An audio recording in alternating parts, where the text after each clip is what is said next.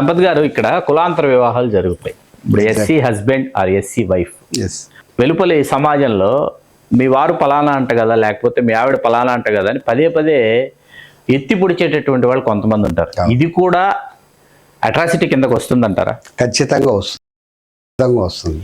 ఎందుకంటే ఇప్పుడు ఒక కుటుంబంలో ఫార్వర్డ్ క్యాస్ట్ వాళ్ళు ఉంటారు.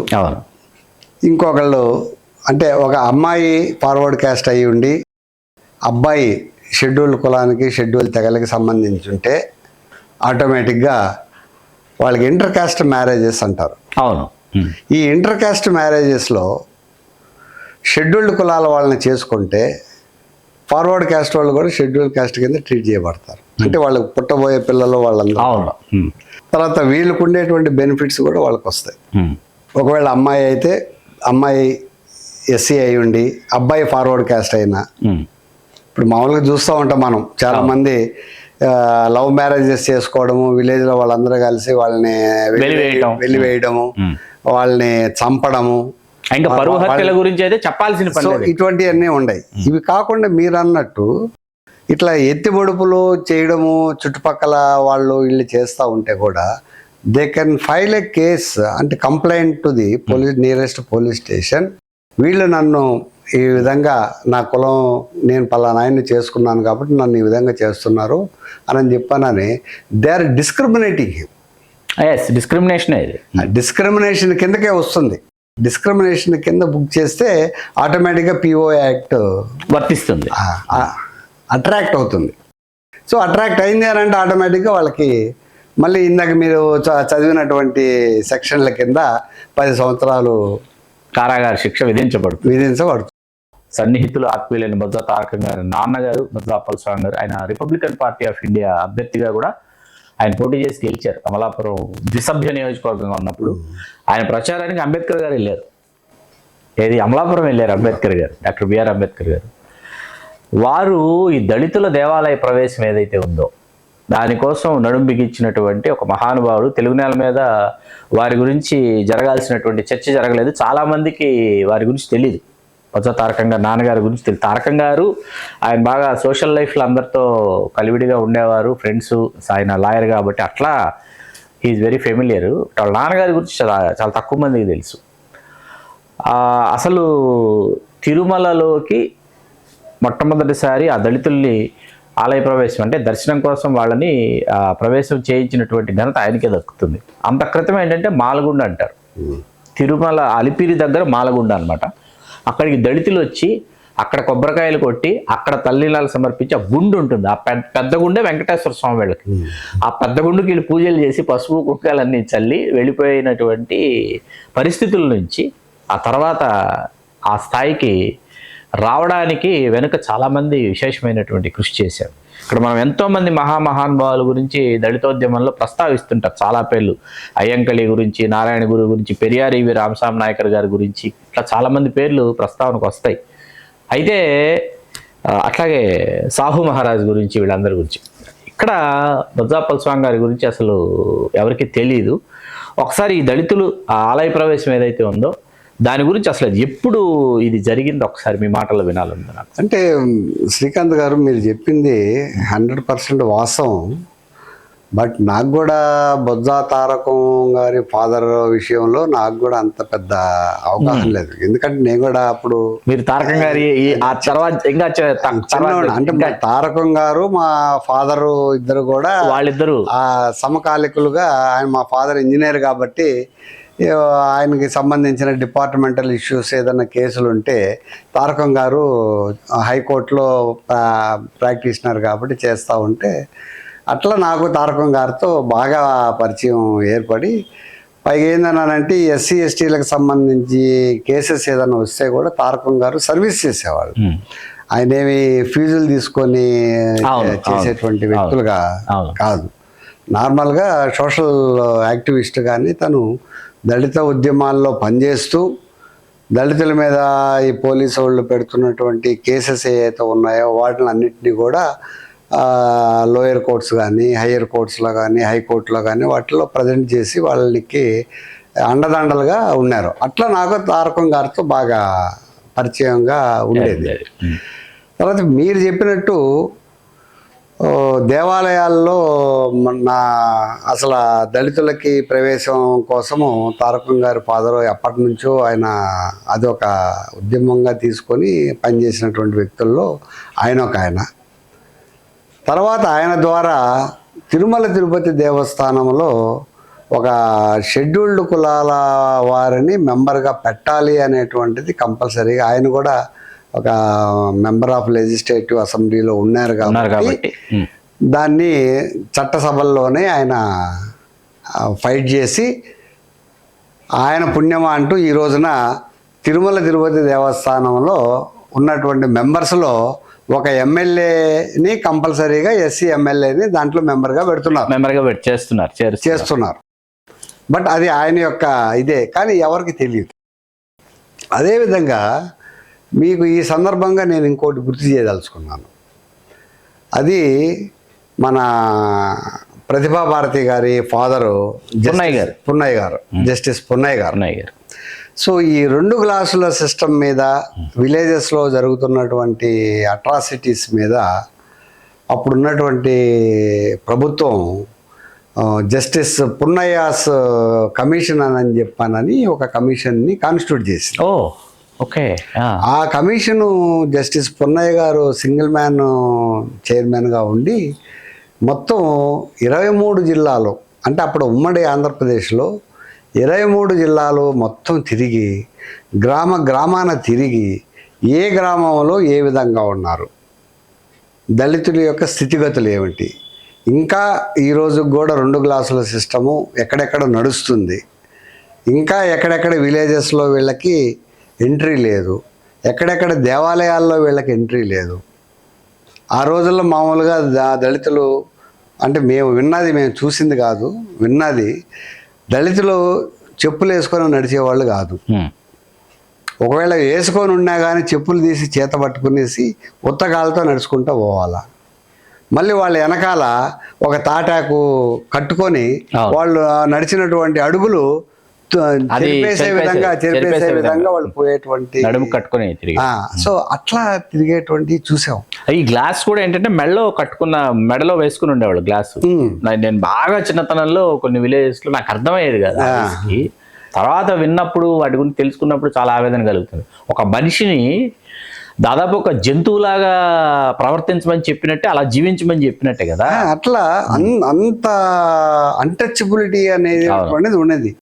సో రాను ఇటువంటి కమిషన్లు వేసి ప్రభుత్వాలు కొంత ఎడ్యుకేషను చదువుకున్నటువంటి వాళ్ళు కొంచెం ఈ సెక్షన్ నుంచి వచ్చినటువంటి వాళ్ళు గొంతెత్తి ఒక ఐకమత్యంతో ఒక యూనియన్గా తయారయ్యి ఎంప్లాయీస్లో కానీ తర్వాత విలేజెస్లో కానీ అంబేద్కర్ ఆర్గనైజేషన్స్, వెల్ఫేర్ ఆర్గనైజేషన్స్ ఇట్లా పెట్టుకొని ఒక యూనిట్కి వచ్చిన తర్వాత జస్టిస్ పున్నయ్య రికమెండేషన్ మీద అప్పుడు ఉన్నటువంటి ప్రభుత్వాలు ఒక 74 జీవోలు ఇష్యూ చేసింది.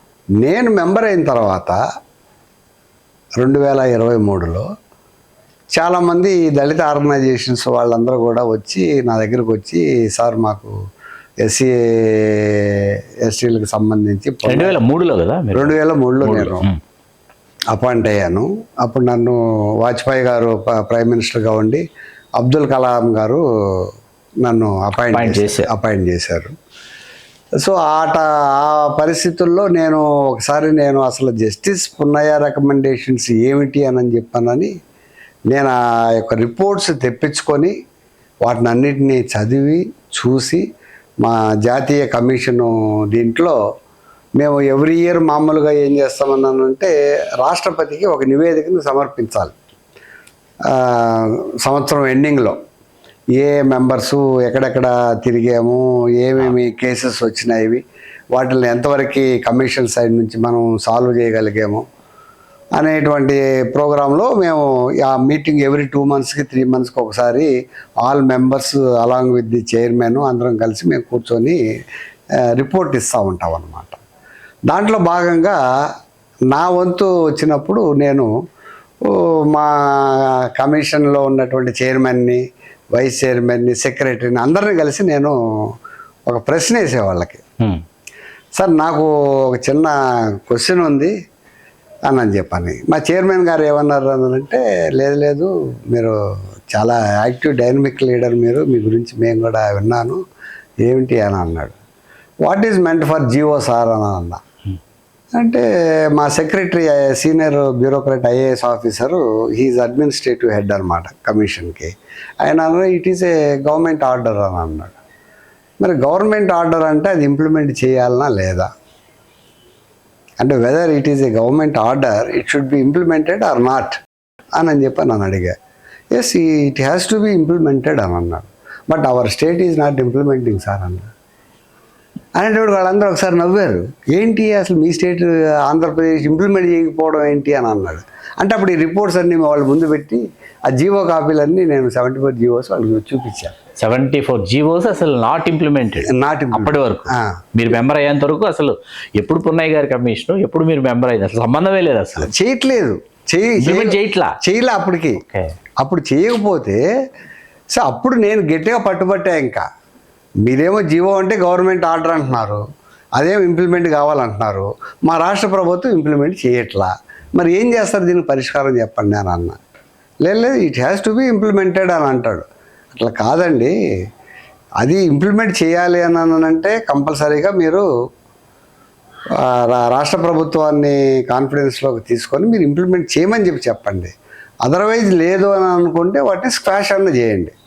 ఊరికనే దిష్టి బొమ్మలాగా మేము ఇచ్చినాము ఎస్సీలకి అని చెప్పుకోవడం ఎందుకు అని చెప్పి నన్ను గట్టిగా నేను మాట్లాడేటప్పటికి అప్పుడు ఆయన ఏమన్నారంటే, sir give me little bit time, I will talk to the chief secretary of Andhra Pradesh అని చెప్పానని అన్నారు. అప్పుడు మోహన్ కందా గారు రాష్ట్ర ప్రధాన కార్యదర్శి, చీఫ్ సెక్రటరీ, ముఖ్యమంత్రి గారు నారా చంద్రబాబు నాయుడు గారు, సోషల్ వెల్ఫేర్ మినిస్టర్ పుష్పరాజు గారు. సో ఆయన చీఫ్ సెక్రటరీ గారికి ఫోన్ చేసి మాట్లాడారు. ఇట్లా one of the honourable member is asking for implementation of the justice Punnaiah's recommendations GOs, whether you are implementing or not అని చెప్పని అడిగాడు. నో వీఆర్ నాట్ ఇంప్లిమెంటింగ్ అన్నాడు. అని ఎవరన్నారు? Mohan Kanda chief secretary. అవును అంటే వై అని అడిగారు. So we don't have any state SC ST commission, that's why we're not implementing అని అన్నారు.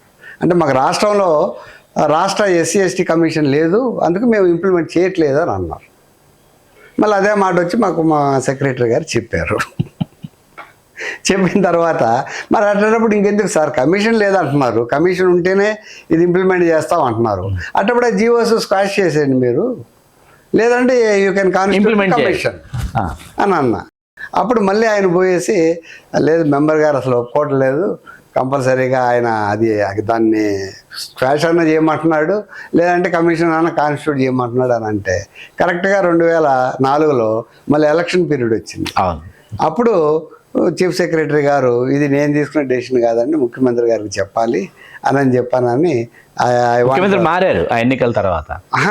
ఆయన ఉన్నప్పుడు జరిగిందే ఇది. చంద్రబాబు నాయుడు గారు ఉన్నారు, చంద్రబాబు గారే చీఫ్ మినిస్టర్గా ఉన్నారు. సో ఆ టైంలోనే ఆయన దగ్గర పోయి I want little bit time sir అని చెప్పి నన్ను అడిగి ముఖ్యమంత్రి గారిని పోయి కలిసి మాట్లాడితే ఆయన అన్నాడు, లేదు then we can constitute the commission అని చెప్పానని పుష్పరాజు గారి చేత 2 daysలో నేను state SC ST commission constitute చేస్తున్నానని చెప్పని అనిపించాడు. ఓకే, మినిస్టర్ చేత అనిపించి కమిషన్ కాన్స్టిట్యూట్ చేశాడు. నాకు గుర్తున్నంతలో పంజాగుట్లో కమిషన్ ఉండేది. కాదు ఇది state SC ST commission. State SC ST commission constitute చేశారు. దానికి ఫస్ట్ చైర్మన్ జస్టిస్ పున్నయ్య. ఇది భలే ఉంది. మొత్తం ఆయన మీద జీవోలు అవి ఇంప్లిమెంట్ కాల, దానికోసం కమిషన్, దానికి మళ్ళీ పున్నయ్య గారు దానికి ఫస్ట్ చైర్మన్ గా అప్పుడున్నటువంటి ప్రభుత్వం చంద్రబాబు నాయుడు గారు ఆయన్నే చైర్మన్ గా చేశారు. తర్వాత టివి నారాయణ ఆయన వన్ ఆఫ్ ది మెంబరు, తర్వాత నాగయ్య, ఇట్లా కొంతమందిని మెంబర్స్గా వేసి ఆ కమిషను కాన్స్టిట్యూట్ చేశారు. తర్వాత ఎలక్షన్స్ జరిగినాయి, ప్రభుత్వం మారింది, కాంగ్రెస్ ప్రభుత్వం వచ్చింది. అప్పుడు తర్వాత మళ్ళీ నాగార్జున దానికి చైర్మన్ అయ్యాడు. మేరకు నాగార్జున మినిస్టర్గా ఉన్నాడు కదా, ఇప్పుడు అయ్యాడు. సో అట్లా నా టెన్యూర్లో నేను మన రాష్ట్రానికి స్టేట్ ఎస్సీ కమిషన్ మెంబర్గా కాన్స్టిట్యూట్ చేయించారు. హృదయపూర్వక అభినందనలు సంపత్ గారు. సో అది పంజాగుట్లో ఉన్న ఆఫీస్ ఏది? అది మా national commission regional office. Regional office దానికి మీరు నన్ను తీసుకెళ్లారు సార్, నాకు గుర్తుంది. ఓ, అది రీజనల్ ఆఫీస్. సో మాకు మొత్తం దేశంలో 18 రీజనల్ ఆఫీసెస్ ఉన్నాయి. దాంట్లో మనకి హైదరాబాద్లో రీజనల్ ఆఫీస్ ఉంది, చెన్నైలో రీజనల్ ఆఫీస్ ఉంది, తర్వాత కేరళలో రీజనల్ ఆఫీస్ ఉంది. దేశవ్యాప్తంగా 18. Please do subscribe to Telugu Rajyam channel. Please do subscribe to Telugu Rajyam channel. Please do subscribe to Telugu Rajyam channel. Hi అండి, నేను మీ ఆర్పీని, నెల్లూరు పెద్దారెడ్డి చేపల పులుసు ఓనర్ని. మీరు తెలుగు రాజ్యం అనే ఈ యూట్యూబ్ ఛానల్ సబ్స్క్రైబ్ చేసుకుని మంచి వీడియోలతో వస్తారు. Thank you so much. Hi people, I'm Sonakshi Verma and you please watch Telugu Rajyam and please subscribe to the channel.